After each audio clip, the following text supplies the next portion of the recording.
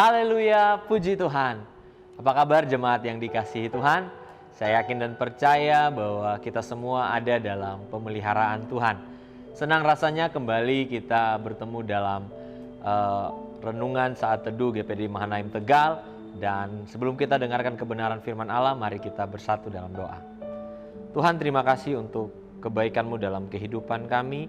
Engkau sudah menyertai dalam segala kehidupan kami Tuhan. Saat ini kami ingin mendengarkan firman-Mu yang kami percaya menjadi penuntun dalam kehidupan kami. Biar Roh Kudus-Mu mengurapi hamba-Mu, Roh Kudus juga mengurapi setiap jemaat-Mu yang mengikuti saat teduh saat ini. Di dalam nama Yesus kami berdoa, haleluya, amin.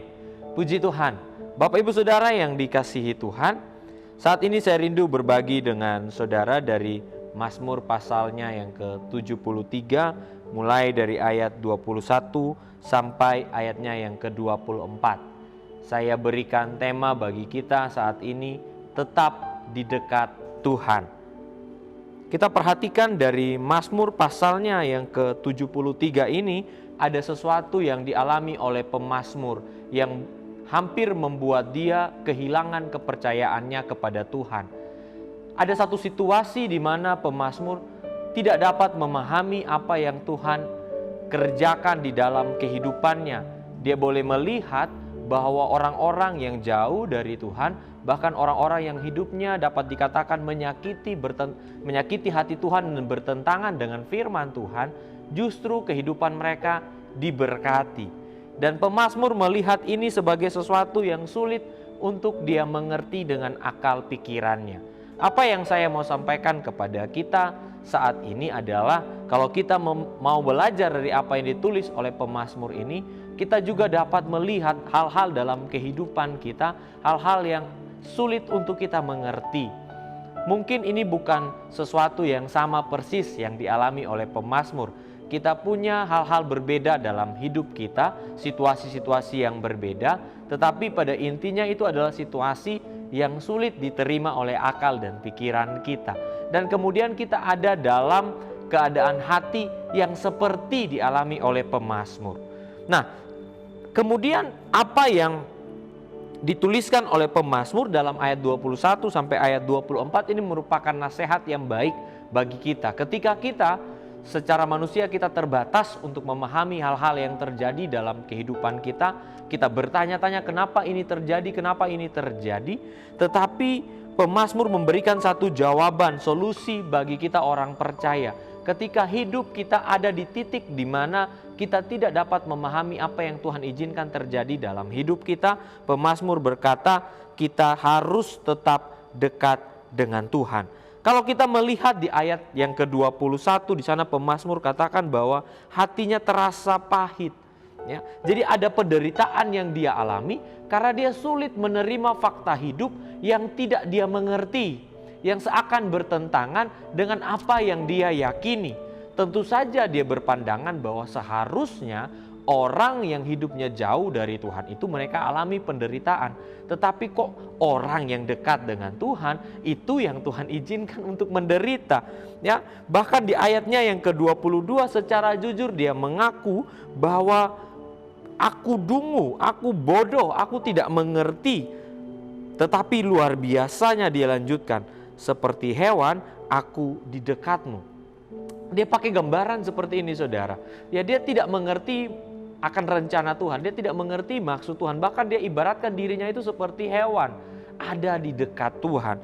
Ya, tetapi di ayat 23 dia katakan aku tetap di dekatmu. Nah, ini yang boleh jadi nasihat bagi kita.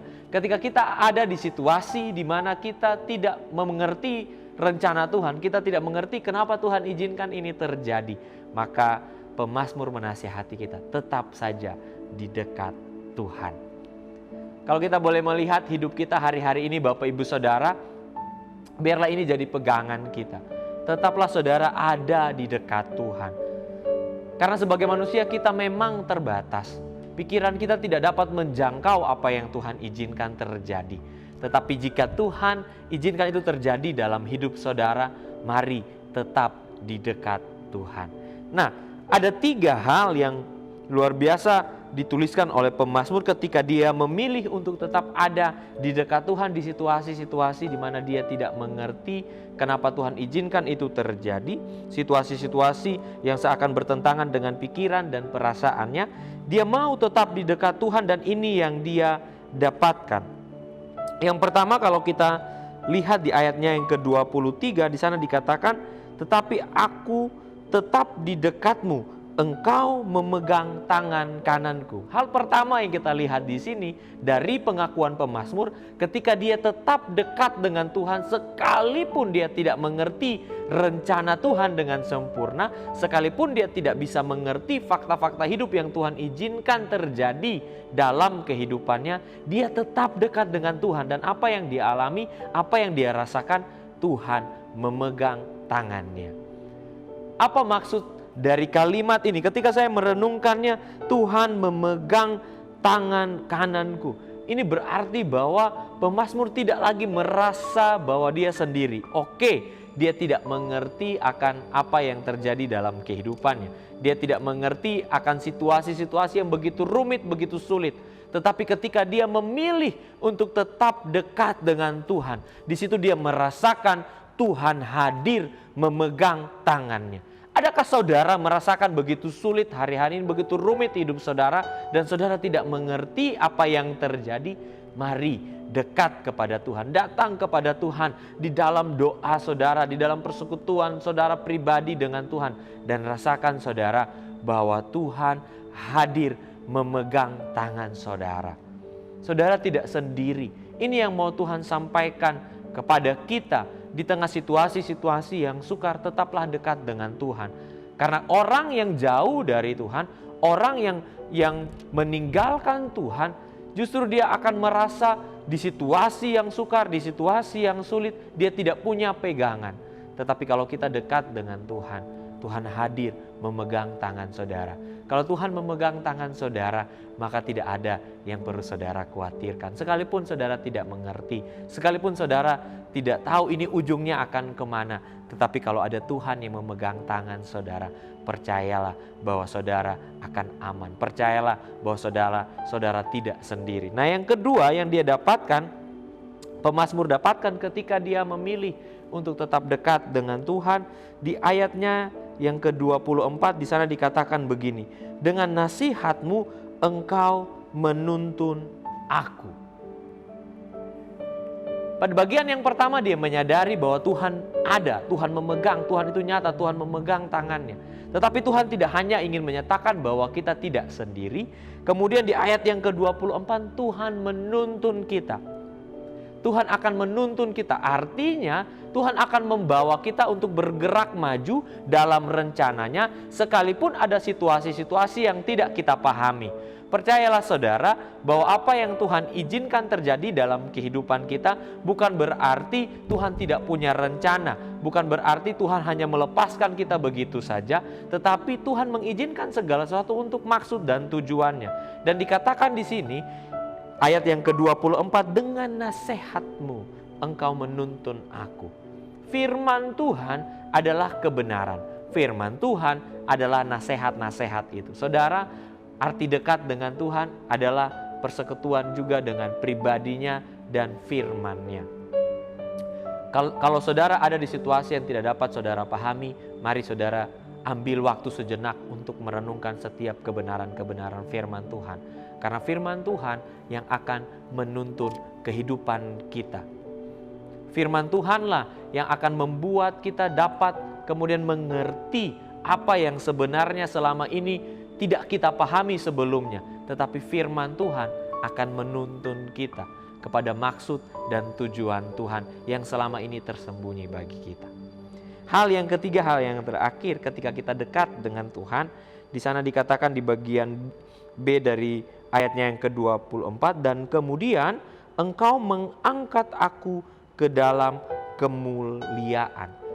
Pemazmur sampai kepada titik di mana dia akhirnya dapat mengerti, dapat memahami rencana Tuhan dengan sempurna. Oh, ternyata ini yang Tuhan maksud, ini yang ternyata Tuhan inginkan aku pahami dari situasi-situasi yang tadinya terlihat begitu mustahil untuk aku terima. Saudara, ketika kita dekat dengan Tuhan, percayalah bahwa Dia akan mengangkat kita untuk memahami kemuliaannya yang begitu besar. Dia mengangkat kita ke dalam kemuliaannya, ke dalam rencananya yang sempurna.